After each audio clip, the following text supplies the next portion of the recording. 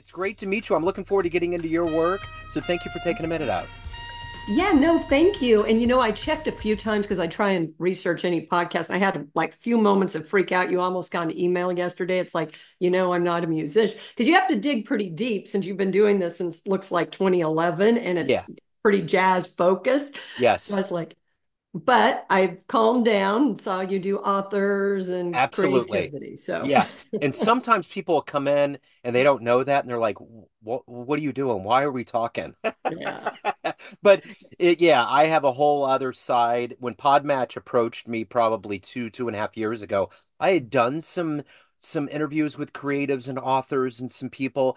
But once I got into this community, I just started interviewing everybody and I love it. I really think the beauty of I think the explosion of podcasting is that there's this therapeutic element. There's so many people that are really going towards the same things and like Right. celebrating humanity and not the divisiveness that comes in through other media channels. So I think it's a really good thing. Yeah, I've enjoyed it. And back yesterday when I was like, oh my gosh, I'm thinking, about like parallels between art journaling and jazz and expression and personal freedom. And then I thought, I'm going to get myself into so much trouble not having a music background. So I Oh, stopped that. But it was good. It was good for me to like just brainstorm the yep. concept of what I'm talking about as it relates to any type of expression. So Yeah. it was a good exercise. And sometimes we have to recalibrate. So again, it's great to meet you. Thank you for taking a minute out. And I want to begin our journey into your life by asking you this. I know we're getting tired of talking about COVID and the pandemic and all of this, but it was such a big shapeshifter for so many of us. How did you get through that time period, and how has it subsequently influenced and changed the way that you live now?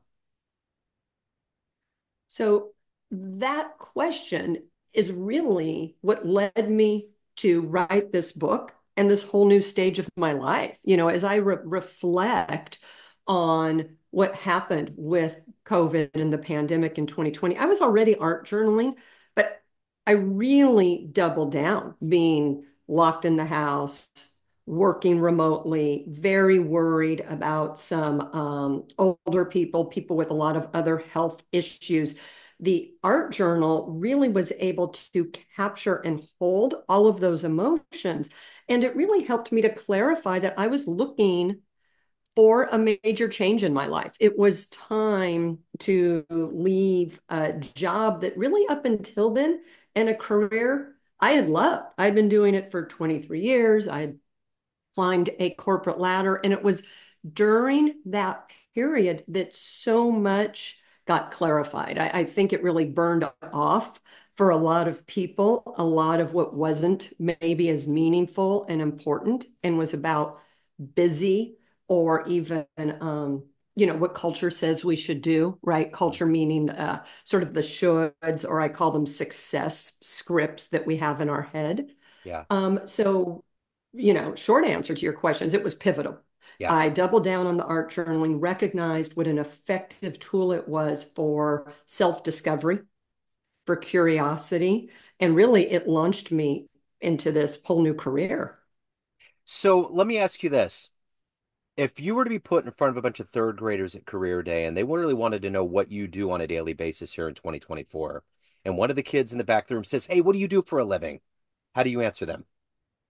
Well, I think there's the short answer, and I play and make art just like them. Is where I would start. And then I think there's a little bit longer answer that I teach adults how to go back to play.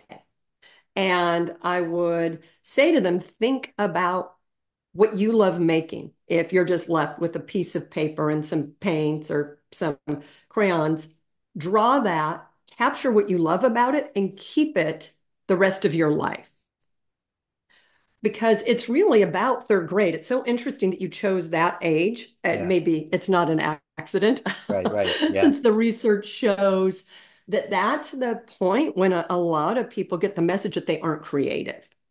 It's really around that age, which I think is about like 8, 9. I think that's equates to about third grade when somehow we start to, many people be told you're not creative, you're not a good singer, dancer, artist, whatever it may be, and we start to get channeled into to other things. We show an interest in, I don't know, airplanes, building things, a certain kind of sport. And some of that, I think it's meant, I know it's meant to be helpful in a world with a lot of possibilities, but I think it can be inadvertently very limiting.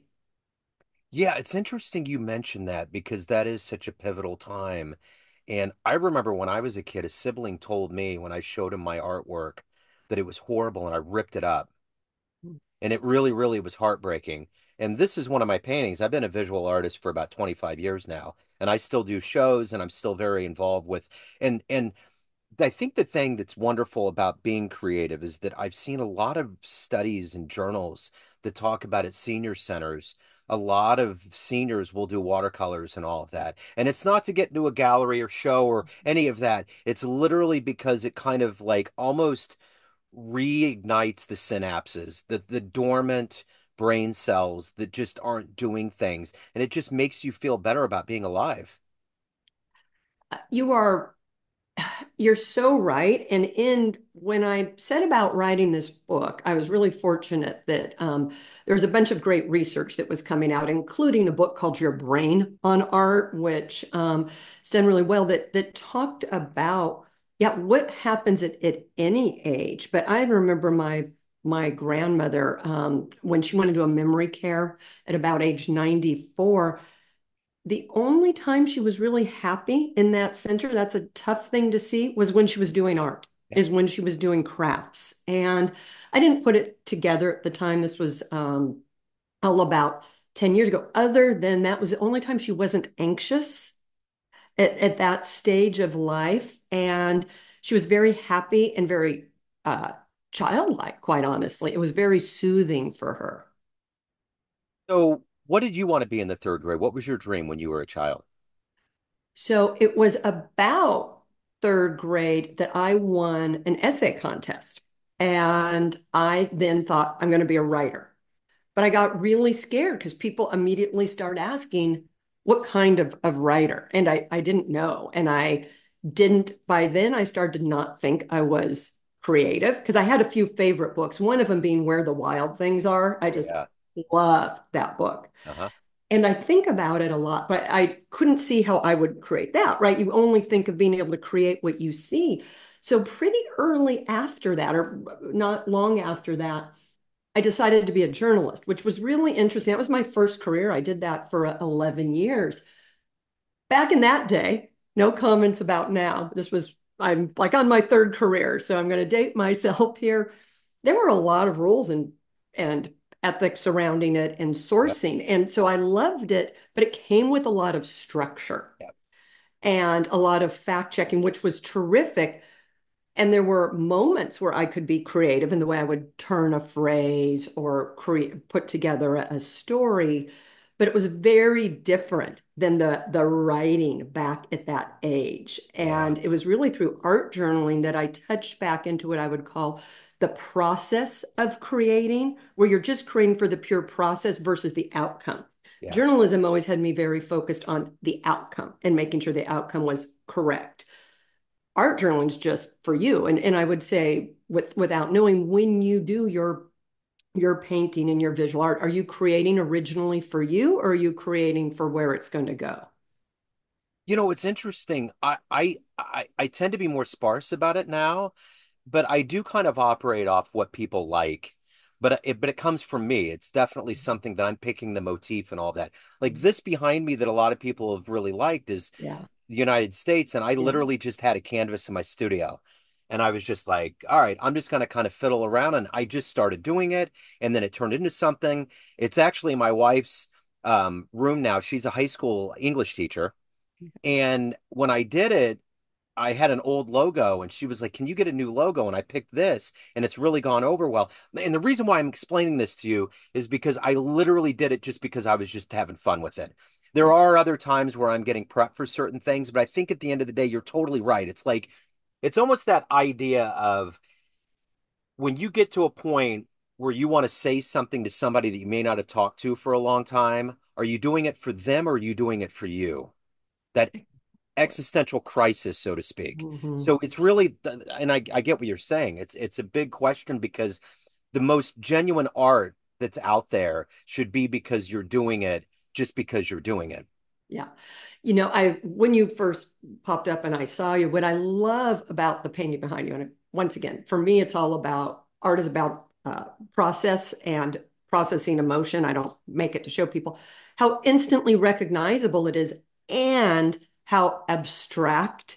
And I'm so drawn to color. It's like I don't know that anyone doesn't immediately recognize that that's the US, but I Yeah, love it because it is not what we think of, right, as a yeah, straight map. And that's it's that sense of recognition, but something just slightly different that I think excites our brains so much. yeah, And then, of course, color, yeah, right? With all the different emotions and our own personal associations with color. yeah. I love that. And yeah, how great for your wife for that being her Yeah, backdrop. exactly, exactly. It's interesting you mentioned journalism. I got into journalism. That was always been a dream of mine. And it is because there are confinements, there are things. I remember Mhm. the last morning that Carl Castle was the news guy at NPR, and someone asked him a question and said, "What is the most important thing you learned over like 40, 50 years of being a journalist?" And he said, "Always have two sources. Never ever go in after one." And I thought it was so interesting of everything he could have said. And maybe that's why I just had an epiphany that I segued into jazz because it's such an improv. It's like the number one thing that all musicians, if I could boil down every time I heard them say why they love jazz, it's always freedom. Yeah. And it's like with creativity, you want that freedom. You don't want any walls. You want to be a child again. Because the unfortunate thing, one of my favorite poets said is, we're born geniuses and buried idiots. We put so many walls and restrictions and inhibitions in our heads that we're our own worst enemy. Yeah, I hear you say freedom, and that speaks so loudly because that is exactly the day I started to play with art and I made a brown mess, right? It was just impatient. So it's just like combined like two colors that make browns, like, whoa, Yeah. but it felt like magic and Uh-huh. it felt free. And this was after or in the middle of a very intense executive career in a corporation with lots of as you need, right, with lots of structures and rules. And it was that taste of freedom that uh, that's that deep truth that I think we all hold. It's that it's not only freedom, but it's like that resonance in your soul of truth Yeah. when you're expressing yourself freely and Yeah. authentically. And yeah, it was an absolute brown mess, soggy, and I loved it. It was like, when have I had so much fun or joy recently? And it was like, wow, I haven't. And that's, you follow those little, I call them joy glimmers, and creating hobbies or just adding some pleasure to your life. Absolutely. So what were take me back to where you're born and raised. What were some of the foundational seeds that were planted into you that made you be right and left brain? Getting into journalism, getting into writing and art. How did all of these seeds get planted and harvested into who you are today? So little by little, as I think of my life. So born in Milwaukee, Wisconsin, largely grew up in Central Valley of California and the Bay Area of California. So Central Valley of California is like where I joke where everything's grown.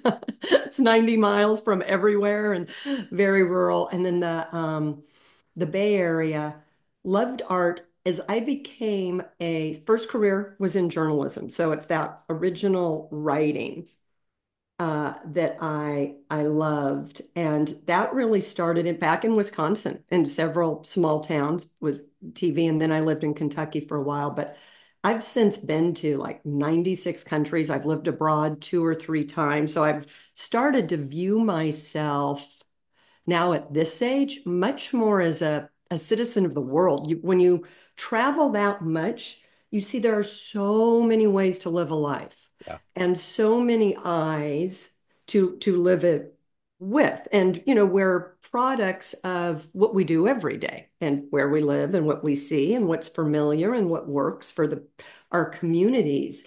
And I think that amount of travel and living in Asia for a couple years right before the pandemic really is what took me back to wanting to try and process things visually through color and through the art journal because I'd always looked for words, right? I'd always liked to write. And there's a lot of things that there aren't words for. Yeah. And yet by using color, images, collage, you can really get under those layers of it. And I would say it really wasn't until a year or two before the pandemic when I made my brown mess in an art class that a friend, a coworker of mine, uh, held on a weekend that I went back in touch with, say, that third grader or that really much more creative side where it was about process and never even considering showing what I make to anyone other than ironically I published a book with the images to show how low the bar was to show it Sure. wasn't about the output. Yeah. It was so fun. It's like I would never show these to anyone because they're like my written journal, which I can't even read when I go back and look at my written journal. But I realized if I didn't, people get very hung up in making it look good or thinking it needs to look good. Yeah. So who's been a hero for you? Who's been that inspiration in your life? Oh gosh. So a lot of people. It's yeah. As I pause at the things that have probably moved me the most, it's I went to a reconciliation museum in Kigali, Rwanda, after a genocide there. This was probably 10, 10 years ago. And this isn't an answer about a specific person, but it opened my eyes to, and this sounds very cliched, so I want to be careful because I mean it very truthfully, to what reconciliation can be. Like you had neighbor turn on neighbor. Literally, people who lived each other next to their whole lives, and things got so insane they butchered each other. And somehow in that reconciliation and healing process, it gave me such deep hope in humanity. So there's a lot of people who are super inspirational, right? I mean, I'm of the age that Oprah Winfrey has been inspirational. For example, I Abraham Lincoln inspirational. So there's people like that who I have found deeply inspirational. But I actually think it's more the everyday people coming out of something really bad that find a way to reunite that just gives me so much hope. I visited a few times the 9/11 museum. I'm Yeah. going, but this is art. So, I mean, actually, where I'm going here, it's museums and art and their ability to help us heal and make sense of what is really almost impossible to make sense of. Yeah. Um, does that, I hadn't ever thought of it in that way. So I'm Yeah. sort of going on this, but I think that's really what moves me. Yeah, no, I get it. That's a great answer. So what is your motivation every day to do the work that you do? What gets you up? What gets you to evolve, to do this work and to be who you are?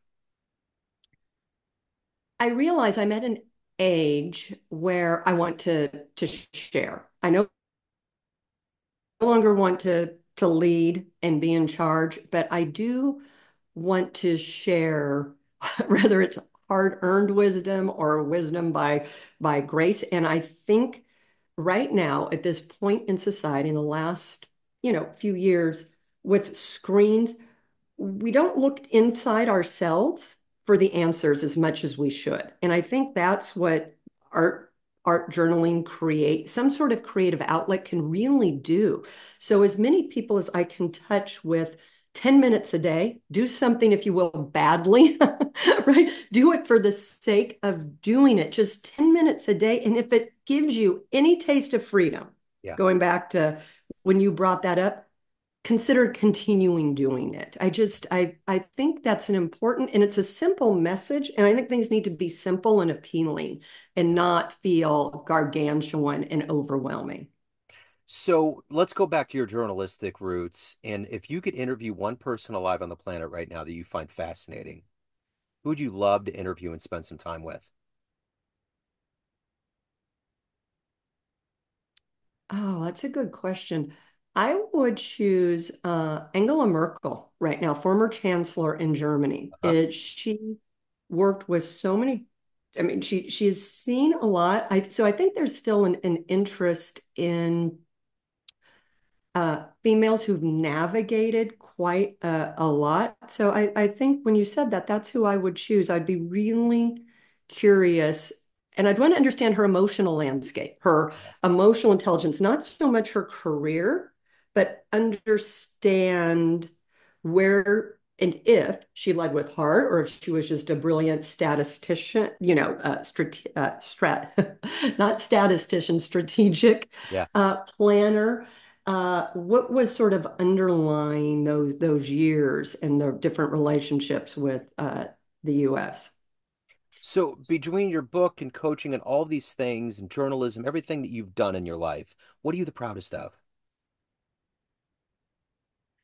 I've needed to reconcile some things in my own family, and that's really hard. And I think it's why I was so touched with that. So without getting into the specifics, I think it is that ability to put something back together better and stronger that previously you would have thought was irreparably damaged and was in a state of estrangement. And I believe that is why that Reconciliation Museum spoke so much to me because it was on a much greater scale. I had done it in my personal life, probably 10 years before that.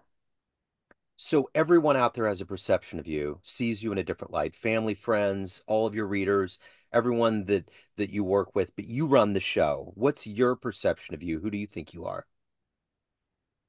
I'm transforming. I used to, for a lot of years, had a really deep need to be very successful at everything I did.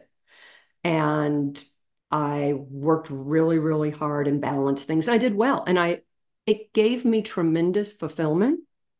I'm realizing in this third career what it's like to be more still and more thoughtful and accepting that there are days I still love to touch more people, to do a great workshop, to do a great talk. So I'm finding a different balance. And it was really hard for people when I left my corporate job. They all said, you're going to go crazy. You have way too much energy. And that messed me. It was my internal work, but that got caught for a while. Yeah. And it made me very afraid because what I really wanted to do was just rest for a while and like lay on the couch and watch Netflix. And person's not one or the other. So I would say I think what people don't see that I am evolving into is that sort of comfort and joy of being more than doing, right? It's people talk about a human doing, and I was definitely on that side as a human doer. And I gotta tell you, I enjoyed it. It was sort of a thrill to be good at things, and if people tell you that, so I'm Yeah. not knocking it, Yeah. but it's nice to be a little more balanced. And I don't know that people who've known me at different stages would see that. So, Susan, let's mince the world of journalism with PR and some level of a tweet of brevity. I want you to pitch your book right now to everyone out there that's watching to have them go out and pick up a copy. Yeah. Um, I mean, it is art journaling is a dialogue with your inner self, period. Yeah. I love it. That was great. That was brief and great. So, if anyone wants to reach out, learn more about you, pick up the book, any of the good news in your world, the good business, where do they go? Easiest place is susan-hensley.com. Everything's there. Excellent. Susan, this has been wonderful. Thank you so much for your story. Best of luck with your book and everything that comes your way. I appreciate it. Oh, thank you. It's been a terrific conversation. Really made me think and put some things together in my mind. I got so much out of it. Thank you. Absolutely. Thank you.